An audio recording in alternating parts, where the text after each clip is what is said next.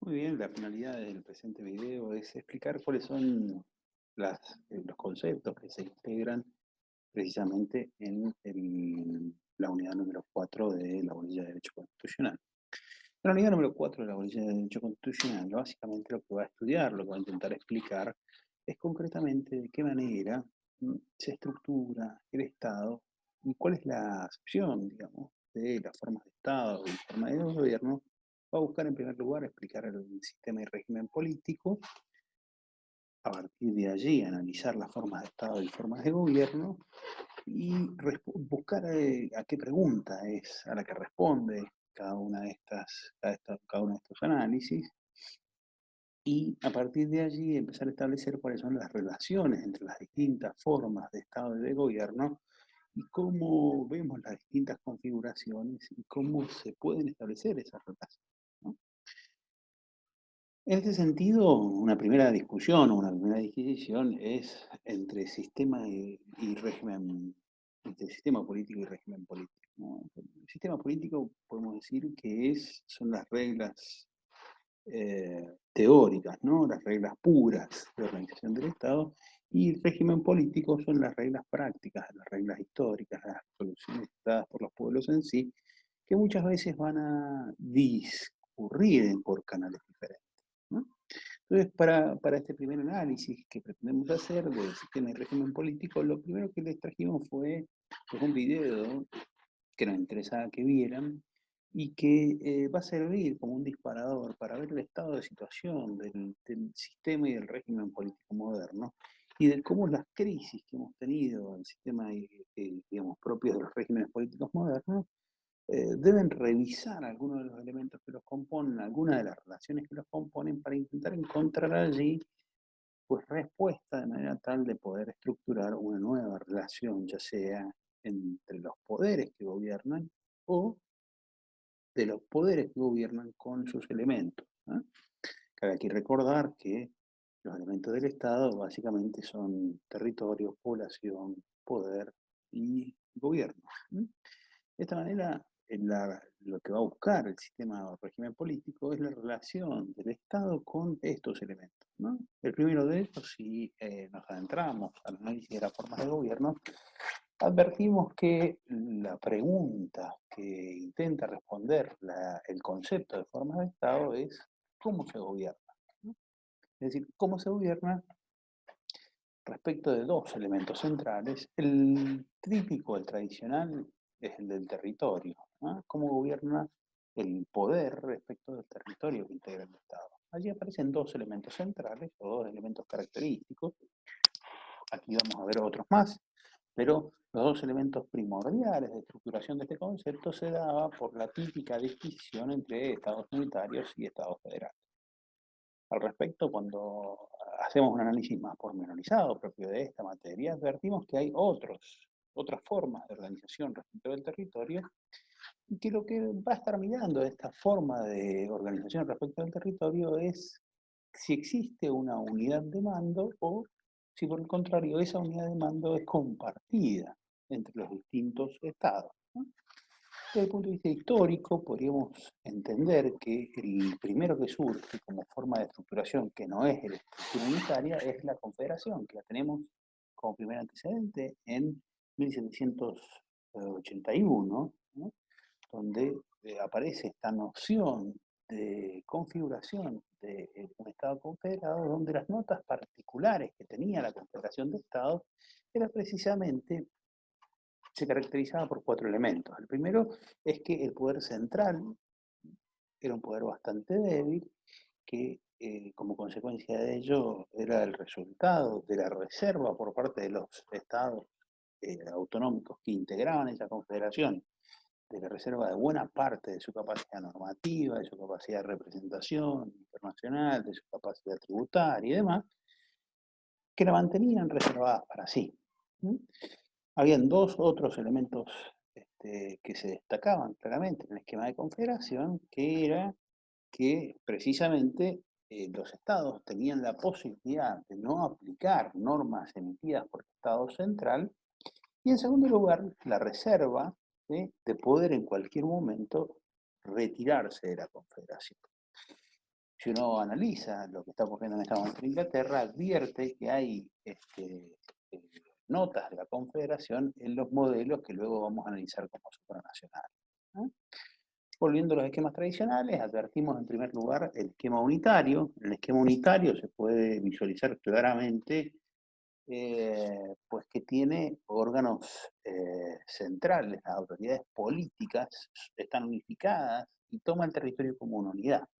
Y que para poder organizar esta estructura lo que va a hacer es crear descentralizaciones administrativas. Un ejemplo claro lo tenemos el país vecino, en Chile, donde se crean las regiones como esquemas de descentralización y se les va otorgando facultades administrativas y de representación, pero siempre en una única estructura donde existe un solo texto constitucional, un solo poder legislativo nacional, y no existe en ese poder legislativo nacional representación de los estados que se han integrado en la federación, ¿no? Sino que representan a la población. Esta descentralización administrativa se caracteriza precisamente por esas notas, donde el poder, la función, las características, quien lo desempeña, están determinadas por el cuerpo central. Luego de ellos, vemos el segundo modelo que a nosotros nos resulta muy propio, que es el modelo federal.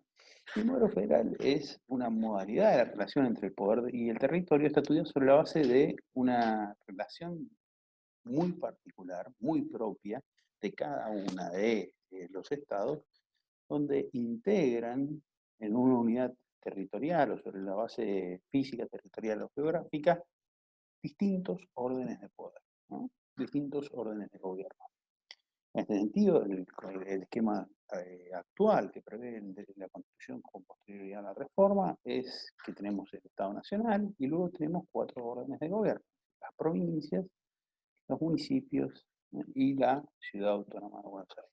Y aparece una nota particular, que la vamos a ver también aquí, que es la de la región, prevista en el 124 de la Constitución, donde establece precisamente un nuevo esquema de agrupación que no supone la eliminación de las estructuras provinciales, ¿no? La particularidad de esta estructura es que evidentemente es muy inestable y consecuentemente pues existen, dice la doctrina, tantas definiciones de federalismo como estados federales existen. Como ejemplo de ello, pues tenemos la Argentina, Estados Unidos, los cantones suizos, en fin, una serie de estructuras donde precisamente el texto constitucional reconoce que hay soberanía tanto en el Estado nacional como en buena parte de los estados que están debajo de la estructuración. Es decir, reconocen las provincias pues una competencia para dictar su propio texto constitucional y reconocer todas las expresiones precisamente de la reserva establecida en el artículo 121 de la Constitución.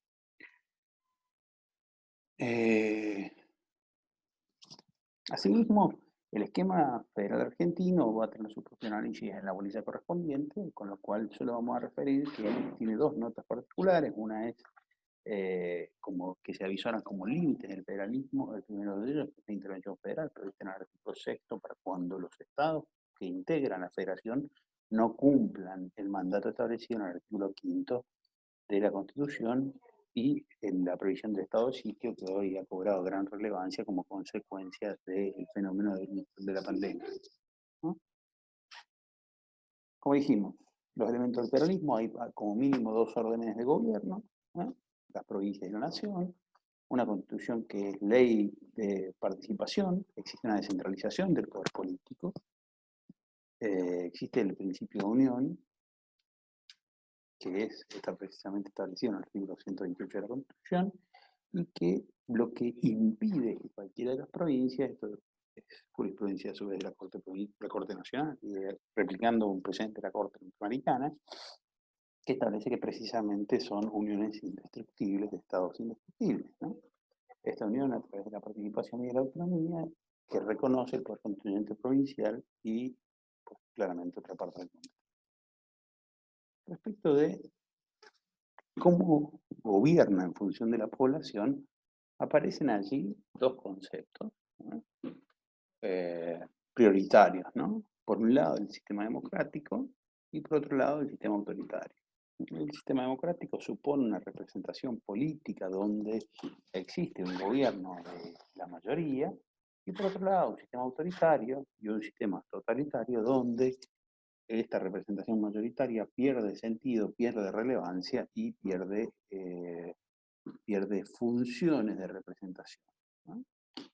En este sentido, pues hemos traído también un video para que se viera, para que se analizara la diferencia entre totalitarismo y autoritarismo. Y lo más relevante es el estudio, que ya lo vamos a ver más adelante, de las características particulares de la democracia en el texto constitucional argentino, porque tenemos que pensar que de forma previa a la reforma del 94 no habían grandes referencias precisamente a el esquema o al sistema democrático. Respecto de las formas de gobierno, ¿no? Ya analizadas, lo que podemos decir respecto de, cerrando el concepto de totalitarismo y autoritarismo, es que frente al ciudadano, la noción de los derechos individuales y de las libertades se ve claramente confiscada por un Estado que acumula la representación de todos los intereses de la comunidad y que minusvalora la condición o la situación de los derechos de los sujetos que integran ese esquema de representación.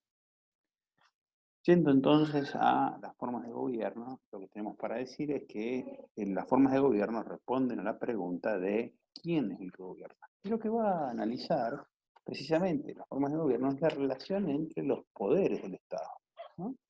Entonces vamos a advertir aquí que cuando vayamos a estudiar este análisis de quién gobierna, vamos a advertir en primer lugar que tenemos distintos sistemas a nivel mundial, ¿no?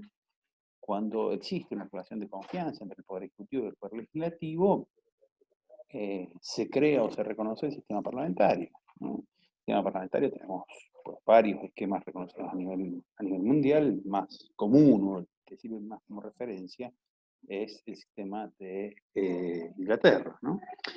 En particular, las características que tiene el sistema parlamentario es que existen dos votos que regulan las relaciones entre el Estado Nacional, entre el Parlamento y el Poder Ejecutivo. Uno es el voto de remoción, otro es el voto de censura, otro es el voto de confianza y otro es el voto de disolución, ¿no? Lo que va a haber aquí es una relación entre la representación de la soberanía popular, que es uno de los elementos propios de las formas de gobierno, y que lo que busca precisamente es analizar esta relación de confianza y de representación de la voluntad soberana. En este sentido, si el Parlamento entiende que el Poder Ejecutivo, que es designado por el Parlamento, que los ministros del Poder Ejecutivo normalmente son representantes en el Parlamento, ha perdido en sus decisiones políticas la representación de la voluntad soberana. Como consecuencia de ello, lo que hace es precisamente el voto de censura de las decisiones políticas adoptadas por el Poder Ejecutivo y el voto de remoción a los fines de precisamente remover a el Poder Ejecutivo. Por otro lado, si el Poder Ejecutivo entiende que el Parlamento ha perdido la representación de la voluntad soberana del pueblo, pues tiene el voto de disolución del Parlamento que le permite precisamente disolver el Parlamento y convocar elecciones. De esta forma, precisamente lo que se va a conseguir es esto, es que esta tensión entre Parlamento y Poder Ejecutivo, donde hay una relación muy fluida y continua, se mantenga en estado de equilibrio y logre que quien alega mantener la representación de la voluntad soberana sea quien está más cerca, porque de lo contrario pues se producirá la disolución del Parlamento, la disolución del Poder Ejecutivo y se convocará elecciones y allí se verá en la práctica si efectivamente quien alegaba a ostentar esa condición efectivamente la tiene. Yendo a las formas de gobierno, lo que tenemos para decir es, les decíamos, otra forma de gobierno que es el sistema presidencialista.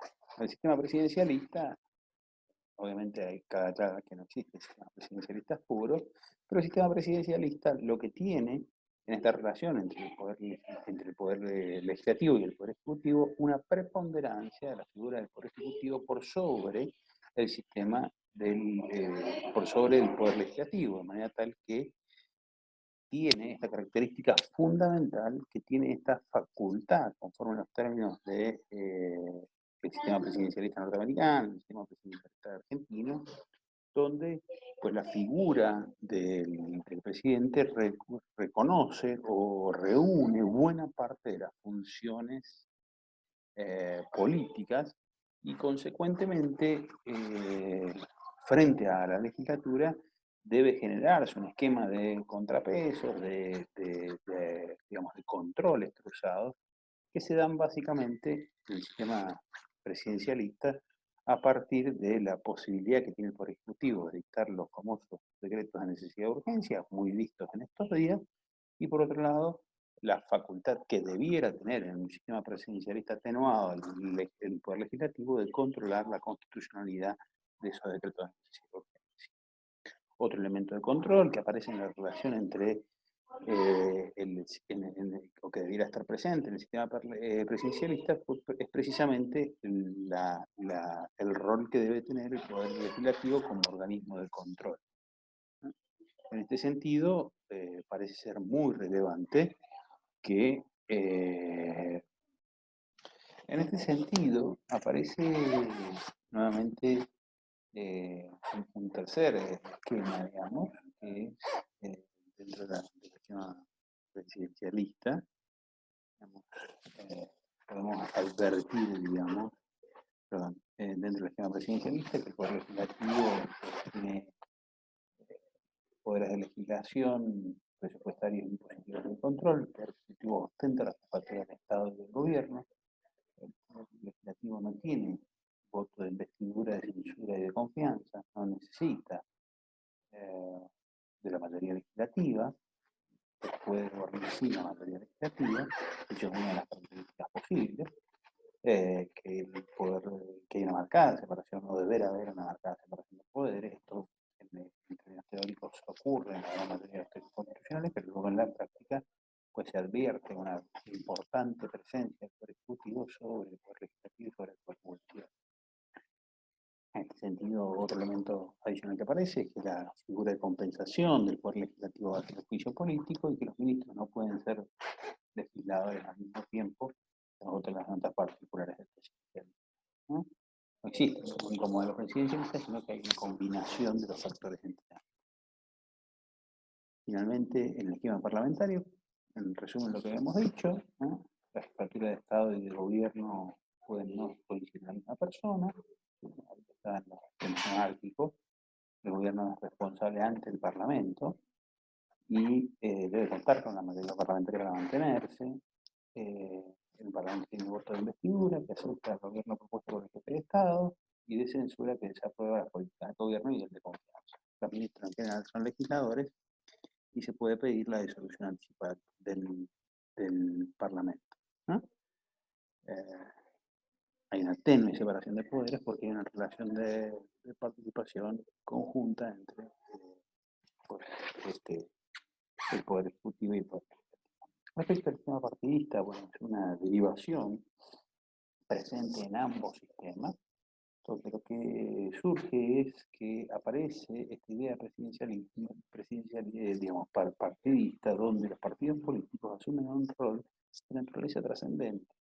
Recordemos que dentro de esta alternativa surge como condición pues, claramente de apropiación, donde el partido político pasa a tener en el esquema de crisis de representación el monopolio de las nominaciones de los legisladores, el control de los legisladores electos, ya que los legisladores no tienen que tener más representación, ni hay un juicio de responsabilidad respecto a las decisiones y del cumplimiento de las propuestas efectuadas por el legislador en ocasión de su proposición, Y además aparece otro elemento particular que lo podemos ver en el caso particular de la provincia de Mendoza, donde hay una partidización de la sociedad civil.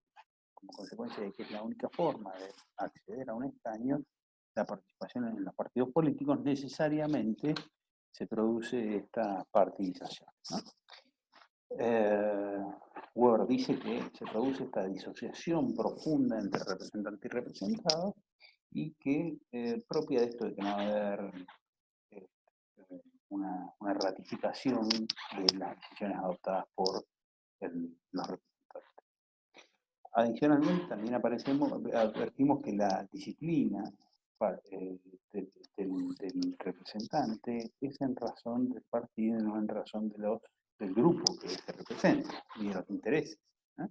No existe un mandato eh, directo entre representante y representado, y las discusiones parlamentarias, salvo en algunos casos particulares, no tienen ninguna relación con la argumentación de la justificación de las ideas, sino que están directamente asociadas con una discusión previa que sea en el ámbito partidario, que es donde se fijan las posturas para las decisiones que se adoptan.